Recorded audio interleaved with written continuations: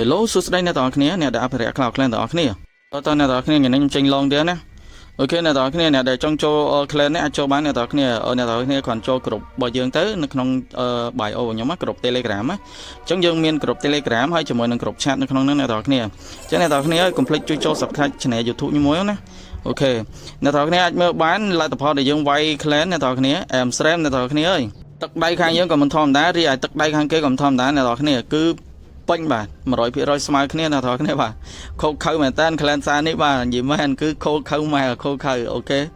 និយាយចាប់យើងដាក់ហ្នឹងគឺប្រទីគ្នាយើងគឺ50នាក់វាយជាមួយ50នាក់អ្នកទាំងអស់គ្នាអញ្ចឹងលទ្ធផលចេញមកគឺស្មើគ្នាអូខេAmsterdam អ្នកទាំងអស់គ្នាបាទអញ្ចឹងអ្នកទាំងអស់គ្នាចង់ចូល Clan នេះអាចចូលបានណាចូលក្នុងក្រុម bio ខ្ញុំទៅខ្ញុំអាចនឹងតម្លាក់ link Clan អញ្ចឹងអ្នកទាំងអស់គ្នាឬក៏អ្នកទាំងអស់គ្នាចង់ឆាតលេងនៅក្នុងក្រុមហ្នឹងយើងមានទាំងអស់អញ្ចឹងណាអូខេអ្នកទាំងអស់គ្នាលទ្ធផលរបស់ខាងគេហើយជាមួយលទ្ធផលរបស់ខាងយើងគឺខាងគេអែមអ្នកទាំងអស់គ្នាអូយការប្រកួតរបស់គេគឺ400ជាងបាទឈ្នះឡើងជាង400អ្នកទាំងអស់គ្នាអូខេយើងក៏មិនធម្មតាដែរអ្នកទាំងអស់គ្នាទោះបី Clan ថ្មីមែនតែទឹកដៃអែមដែរហ្នឹងណាតើអ្នកទាំងអស់គ្នាបាទអូខេខ្ញុំគិតថាប្រហែលជាខ្ញុំចេញទៅ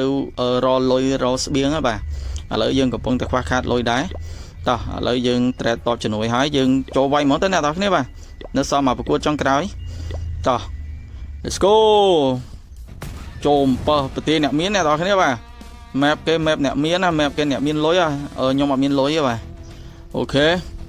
ចុះអាប្រទេសនេះដូចតំណងដូចខ្ញុំវាយនៅក្នុង clan ដែរអ្នកទាំងអស់គ្នាគេដាក់ spare អញ្ចឹងនៅក្នុង clan ខ្ញុំវាយប្រទេសនឹងដែរអូខេតែនេះគេដាក់អាក្បាលអន្ត្រីជាមួយនឹងអាវុធខ្លាំងនេះពីរដើមជាប់គ្នាអ្នកទាំងអស់គ្នាបាទខ្ញុំប្រហែលជាបុកពីក្រោមទៅបាទអូខេតម្លាក់តជំនួយមកខ្ញុំតម្លាក់ Queen ទលុះមកអ្នកទាំងអស់គ្នាបាទអូខេ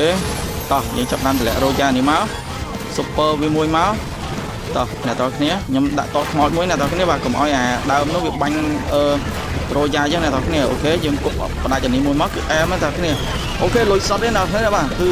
បដាច់បាទដើមនោះមួយគឺយើងលុយសុតទេតម្លាក់ Can មកអ្នកទាំងអស់គ្នាអូខេយើងតម្លាក់ Can ហើយយើងតម្លាក់ Warden មកអ្នកទាំងអស់គ្នាបាទ